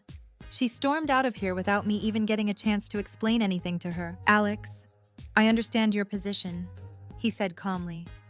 "But she can't remember. The only thing keeping her alive is that she is the only one who knows where that evidence is hidden. If you tell her about her past, she may start to remember certain things. If she remembers, she'll be able to point some very bad people in the right direction. And at that point, she's no longer valuable." Alexander's heart sank as the line went dead. Olivia's father was right. Olivia didn't know where she could go. She needed to think. She needed time to clear her head, so she did the only thing she could think of. She walked, clutching the photo of her and Alexander's play wedding in her hand. The sun began to set over the city, the tall buildings casting shadows on the streets as she walked down Atlantic Avenue in the direction of Columbus Park. People on the street stared at her as she wailed, tears streaming down her face. She felt as if the ground had just been ripped from beneath her. She didn't know who to trust anymore. The one person she had learned to trust and opened her heart to had lied to her. She needed someone to comfort her and tell her that everything was going to be okay. But the only person who ever did that was the one person she couldn't go to. He hurt her more than any person had. How could he be so selfish as to keep her past a secret from her? Olivia reached into her purse and grabbed her phone, wanting someone to take the pain away. She collapsed on the park bench, desperately trying to clear her mind. All of a sudden, she realized who she needed at that moment. The one person who had helped her through her darkest time in the past. She scrolled through the contacts in her phone and pushed the call button, a voice on the other end answering almost immediately. "Cam," she sobbed. "Olivia, what's wrong? Are you okay? Has something happened?" He hadn't expected to hear from her again. "I don't know who I can trust anymore. Please, Cam, I need you." The pain in her voice was so raw and real. He immediately knew that she shouldn't be alone, not in her fragile state. He had seen and heard that pain on the day that she swallowed those pills. But this was far worse. "I'll be on the next flight out. Please, just hang tight for me." "Okay," she nodded her head, sobbing. "Olivia, please say you'll be okay until I can get to you. Please," he begged. "I don't think I'll ever be okay again," she cried, dropping her phone on the ground as tourists walked by, staring at the girl with brown eyes whose world was falling apart around her. Chapter 16, Slipping Away. "What is it?" an irritated Donovan shouted into the phone. "It looks like your little plan worked." Kiddish. Shit, he thought, it's him. He always made Donovan nervous. Donovan cleared his throat as he straightened in his chair. Of course it did. I was certain it would. No woman wants to be with a man who lies to her. It appears she has returned to her old house then. That was news to Donovan. He hadn't done any follow-up just yet. But he couldn't know that. Unless… Yes, she has, he responded, not wanting to sound incompetent. But it also appears Burnham still has eyes on her. We're working on that as we speak, sir. Shit. Where was Simon? He was supposed to be buddying up to Olivia now. Well, work faster. The line went dead. After walking aimlessly around the city, Olivia returned to her old home on Commonwealth Avenue. It all looked just as she had left it. Everything was still there except for most of her clothes and, of course, Nepenthe. Just as she began to search her place for any remnants of a liquor bottle, her cell phone buzzed with a text. Cam Libby, it's Cam. I'm on an 8 p.m. flight out tonight. I'll be landing at Logan at 10:48. Thank God, she thought. She needed him at that moment. He had always been honest with her, and that was what she craved right now. Olivia, what airline? I'll come and pick you up. Cam, don't worry about it. I'll come to you. If I know you, and I do. The last thing you should be doing right now is driving. Looking forward to seeing you. Hang tight for me, please. For the first time all day. Olivia smiled as she texted him back with her address. Cam really did know her pretty well. She felt bad for not rushing to Kira or Mo. But they wouldn't understand. They would just see this as another excuse to push Alexander away. But that wasn't the case anymore. She didn't want to push him away. She wanted nothing more than to marry him. Deep down, she wished that she had never found out who he really was. The green-eyed boy, her childhood friend, the boy who saved her. It all became so clear. She couldn't believe that she didn't see it earlier. That was why he felt like he had to constantly protect her. He thought he had failed her all those years ago. But Olivia still had plenty of unanswered questions. And she knew that the only person who had all the answers was the one person she did not want to talk to. The one person she didn't think she could ever look at again without feeling betrayed. Not wanting to think about that anymore. She grabbed the bottle of bourbon out of her cabinet, thankful that she hadn't thrown out her liquor during the move, and poured herself a glass. By 11 that evening, she was well on her way to being rather drunk, wanting to numb everything. All she could think about was Alexander and how he had lied to her. She couldn't stop crying when she flashed back to the look on his face when he realized that he had been caught in the lie. It tore her apart that he had kept everything a secret from her since August. Why didn't he just tell her when he figured it out? He had comforted her when she woke up screaming and crying nearly every night after seeing her parents die in the car crash. He had so many opportunities to tell her what really happened, but he didn't. He stayed silent, and that hurt more than anything. She thought she felt pain when she walked out on him all those months ago and fled to Florida. And then the even more intense heartache when she thought he was going to marry Chelsea. But this new hurt was even worse. She didn't know how, or even if, she would ever survive the new wound that Alexander had caused her heart. She didn't know who she was anymore. Part of her guessed that she never really did. Olivia was almost passed out from all the alcohol she had consumed when her doorbell rang. She immediately remembered that Cam said he was flying in to be with her. The guilt she felt for ripping him from his life washed over her as she stumbled from her couch. She pulled back the door and couldn't keep her emotions in when she saw Cam standing there, concern plastered on his face. He wrapped his arms around her and she cried, her entire body shaking. Hey, it's going to be okay. Libby, I promise. We'll get you through this. You're stronger than this. Olivia glanced over his shoulder and sobbed even harder, eyeing the tall silhouette across the street who ruined everything. I don't think I'm strong enough to get through this one, Cam. Alexander sat in the SUV next to Martin all evening, keeping an eye on Olivia's house. He messed up. He knew it. His sister had warned him that something like this would happen. If he could turn back the clock, he would. If only to tell Olivia the truth from the beginning. The moment he found out, he should have told her. It was selfish of him to keep her past from her. Sir, it appears that Miss Adler has a visitor.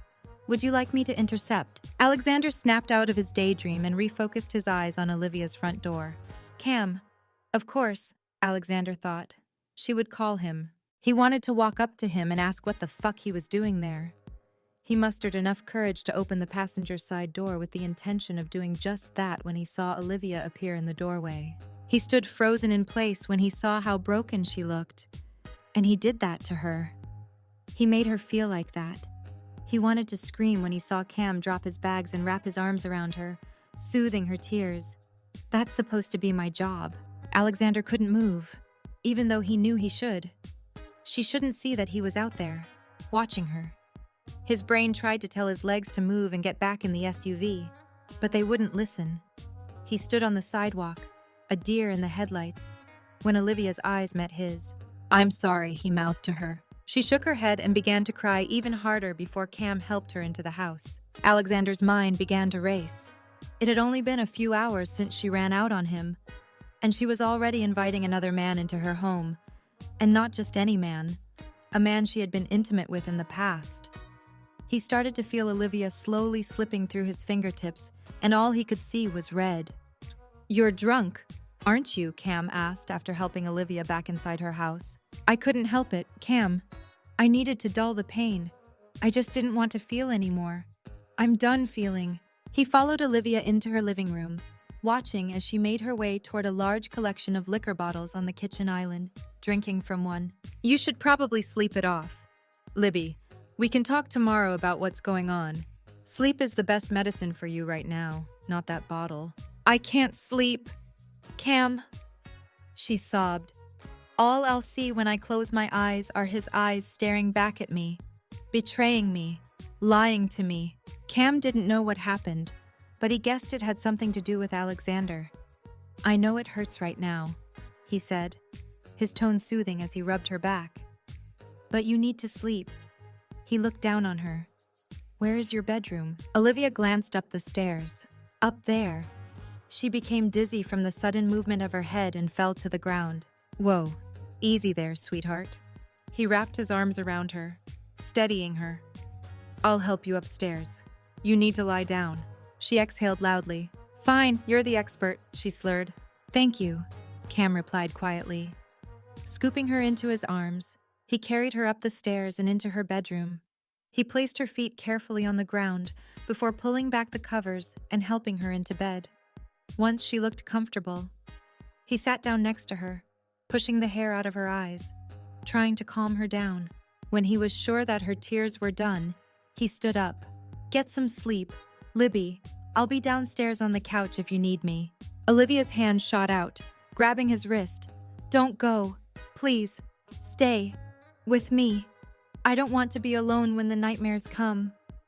Her eyes met his, and he could see the fear in them. Reluctantly, he agreed. He knew, deep down, that it was a bad idea to get into bed beside her. But she looked so scared, and he wanted to help her any way he could. He peeled out of his clothes, leaving on his t-shirt and boxers, and crawled in next to her. "Cam?" Olivia asked several minutes later as they both lay there in the dark. "Yes, Libby. I'm sorry I called you. I didn't know who else to turn to." She rolled over to face him. Cam had been dreaming of the day that he would finally be able to fall asleep next to her again. But he didn't expect it to be like this. She was hurting, and he refused to take advantage of her vulnerability like he felt he did before. She appeared so much worse than she did that night all those months ago. This was something so much bigger. "Hush, Libby," he said, reaching his hand out and caressing her arm. "I'm glad you called me. Now, get some sleep." He planted a gentle kiss on her forehead and she closed her eyes. "Cam?" "Yes." "Can you hold me? Please, I just need to know that I'm not alone and this is the only way I know." He was hesitant, but the pain in her voice was too intense for him to deny her that simple act. He wrapped his arms around her and pulled her into his body, savoring the smell of her hair as he listened to her gentle breathing. "Simon, what the fuck happened?" Donovan shouted, glaring at him as he sat in his office late Tuesday night. "She was supposed to feel so goddamn comfortable with you that she would run into your arms after having her world ripped apart instead. She called some goddamn therapist she met in Florida. What the fuck? He was pissed. Simon had assured him that Olivia was past everything that had happened between them. The entire plan rested on Simon being able to get that information, and that depended on him being there when she needed him most, so she felt comfortable with him. I know, man. I'm sorry. I thought I had her eating out of the palm of my hand. I really did. I don't know how this happened. Fuck! Donovan shouted at Simon, punching the wall of his office. He took several deep breaths. I have an idea that might fix this, Simon said quietly, hoping to calm down the intimidating man pacing in front of him. I think I've listened to enough of your shitty ideas. Donovan growled. Just hear me out. I've been thinking about this one lately, and I really think it might work. The problem is she's never run into my arms when she's been scared. Donovan was hesitant to trust Simon's idea, but what did he have to lose? The more he thought about it, the better the idea sounded. Of course, running into Simon's arms would be just one part of the plan. A sly smile crossed his face as he formulated the endgame in his head. Finally, Donovan thought. Chapter 17, Come Back to Me. Feel better now? Cam asked Olivia the following morning, handing her a cup of coffee and some water. He hated to admit it, but he had never been as happy as he was the night before, holding Olivia in his arms all night long. She woke up several times, screaming. It concerned him that she was still having those dreams. He wasn't sure that she had truly made any substantial progress over the past several months. He had a feeling she wasn't being entirely truthful with her therapist. He vowed to get to the bottom of everything so he could help her get back to where she needed to be, even if that place was in another man's arms. Much better, thank you.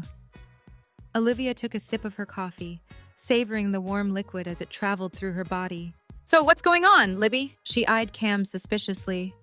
I wanted you to come here as a friend, not as a therapist. Okay, I understand. And I'm here as a friend who just happens to be a therapist, so I may have a little more insight than, say, Kira. Olivia sighed. I'm not ready to talk about it quite yet. Cam, it hurts too much right now.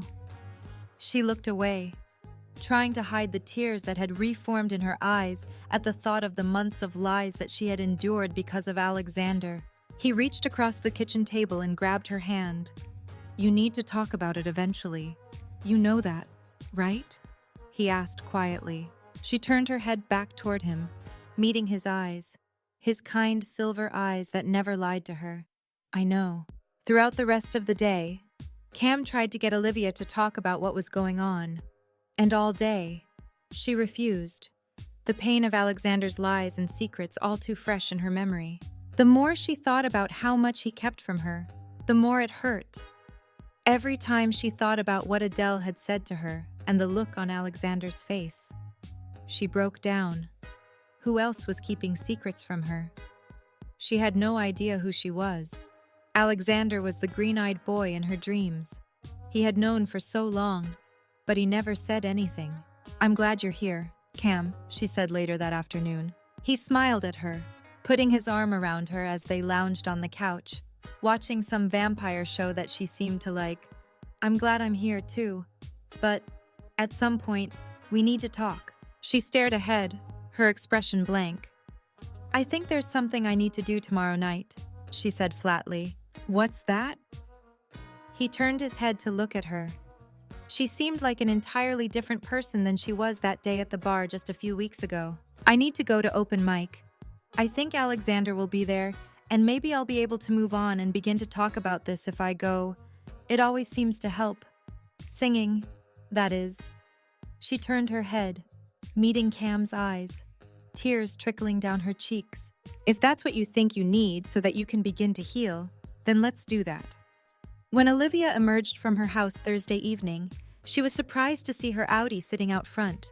She had left it over at Alexander's when she ran out on him and never asked for him to return it, but she was glad he did.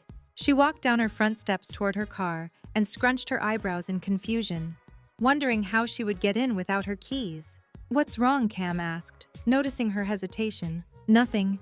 It's just, I ran out on Alexander and all my stuff is still over there, including the keys to my car. Olivia glanced down at the driver's side door and noticed that there was a numbered keypad by the lock that hadn't been there before. Alexander had a keyless entry installed on it. Smug bastard, she said under her breath before punching the code that he must have used, the date of her supposed death. The door unlocked. She found the key fob in the center console and the car started immediately. "Come on, get in," Olivia yelled to Cam as he stood on the sidewalk, staring at the car suspiciously. "Are you sure he didn't plant a bomb or anything?" he joked. "Take a risk." "Okay," she responded dryly. Cam got in the car and Olivia pulled into Boston traffic, ignoring the dark SUV that was following them from her house all the way to Davis Square. Libby Kira shouted after Olivia wrote her name down on the sign-up sheet for open mic. "What the fuck is going on? Alexander has been blowing up my phone these past few days. Mo's, too." She spotted Cam at Olivia's side, her expression turning severe. "What the fuck is he doing here?" she sneered. "No offense." "None taken," Cam said, a grin on his face before facing the olive-toned man standing at Kira's side. "I'm Cam." He held out his hand in greeting. "Mo, or Jack. Take your pick. Nice to finally put a face to the name." "Likewise." Mo returned his attention to Olivia, a look of concern crossing his face. "What's going on?" Olivia took a deep breath. "I don't want to talk about it just yet. I don't think I can. So please, be the friends I know that you are, and give me time to process everything I've learned the past few days." Mo eyed her suspiciously. "Are you sure you're okay? I know he's bigger than I am, but so help me. If Alexander hurt you, I'll do my best to kick his ass." She smiled for probably the first time in days. "I appreciate the sentiment, but I would never ask you to do that." Mo grabbed 2 more chairs and Olivia and Cam joined their table. "Are you doing anything tonight?" Kira asked after they finally flagged down a server and placed their drink order. "Yeah. What song are you going to do?" Mo asked. "You'll just have to wait and find out," she spat. Kira looked at her friend. "Libby, don't do anything that you're going to regret later." She nodded her head toward where Alexander sat at the bar, a drink in his hand, keeping his eyes trained on Olivia. "I'm not saying I won't regret it later, but I need him to understand how much his actions have fucked with my head." "What did he do?" Mo asked, his voice rising in anger as the current performer finished his song. Olivia turned her eyes back toward the stage, unable to answer Mo's question just yet. "All right," the MC said into the microphone. "Next up, ladies and gentlemen, is an old fan favorite, Miss Olivia Adler. Or, I guess, the soon-to-be Mrs. Alexander Burnham. Get your butt up here." Olivia's eyes went wide at the introduction, almost unable to get up from her seat. "You don't have to do this if you don't want to," Cam whispered. She took a deep breath. "No, I have to." She slowly walked up to the stage and sat down at the baby grand piano, adjusting the chair and microphone stand. "Hi, everyone." Olivia looked out over the audience and found Alexander's eyes. "I'm not going to talk much tonight. Just one quick song and I'm out of here. I just need to sing this to let someone know how much their inability to tell the truth has hurt me." A lone tear fell from her eye. "This is I Was Gonna Marry You by Tristan Prettyman." "What?" Alexander said loudly. Several people in the bar turned to look at him, including Kira and Mo. "What the fuck?" Kira mouthed to Alexander as Olivia started to play the opening measures on the piano. Alexander sat at the bar, listening to Olivia sing, trying to process the words coming out of her mouth. She looked like an empty shell sitting on that stage. There was only pain, and he caused that, again. Olivia knew the song was a bold choice, but she needed Alexander to feel her suffering, to know that locking away the secrets of her past destroyed her. And maybe he needed to think that she no longer wanted to spend the rest of her life with him. She didn't know if that was true, but maybe it could be. How could she still want to marry someone who had lied to her, that kept her true identity a secret from her? She had put her trust in him, and he betrayed that. He held all the answers to the questions she had struggled with her entire life, and he kept them from her. She almost didn't care about knowing the truth anymore. Did it really matter? Maybe the last thing she needed to do was talk to Alexander and get answers. He always had an uncanny ability to make her understand why he did certain things. She would run back into his arms like she always did, But this time, he hurt her far worse than he ever had before. Alexander listened to Olivia sing, her sweet voice ringing through the bar as she played the gentle melody on the piano. He knew that he had lost her, not just in the lyrics she sang, but in the way she stared at him. She was gone. He still had so much he wanted to say to her. He just didn't know if he could say the words she needed to hear. Her father's warning constantly ringing in his ears. Olivia finished the last verse, her chin trembling as she thought how empty her life would be without Alexander in it. Tears streaming down her face. She shook her head as the final chord sounded through the bar, the audience remaining oddly silent. She stood up and her eyes met Alexander's. She tore her gaze from his and looked down at her left hand, her breathing ragged from the heavy sobs overtaking her body. Grabbing the ring, she started to slide it off her finger, locking eyes with Alexander once more. His chin quivered. "No, please." His deep voice echoed through the bar. "Olivia, love, I beg you." He reached his hand toward her from across the large space, but his feet remained frozen in place. The audience looked back and forth between Olivia and Alexander, watching the drama unfold. "Please," he begged once more, "I can't lose you again." Olivia wanted to take that ring off. It felt as if it was scorching her skin, constantly reminding her that their entire relationship was based on deception.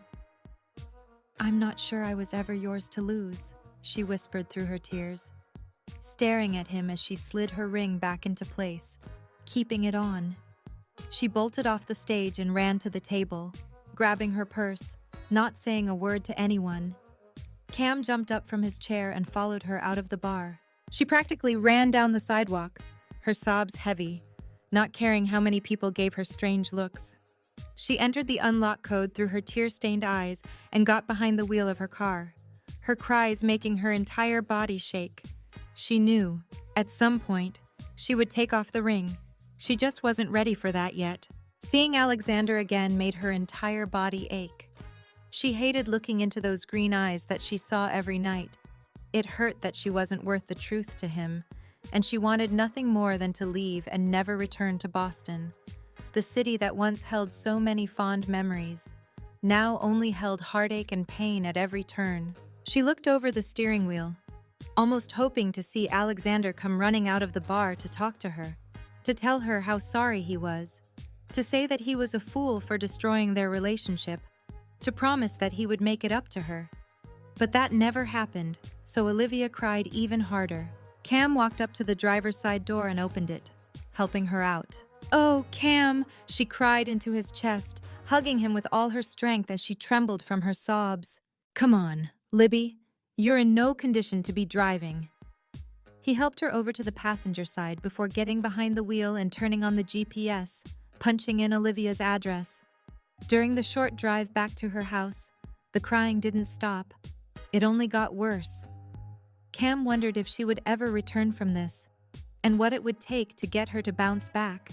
As he held her that night after she finally drifted off to sleep, he pleaded with her, "Please, Libby, come back to me."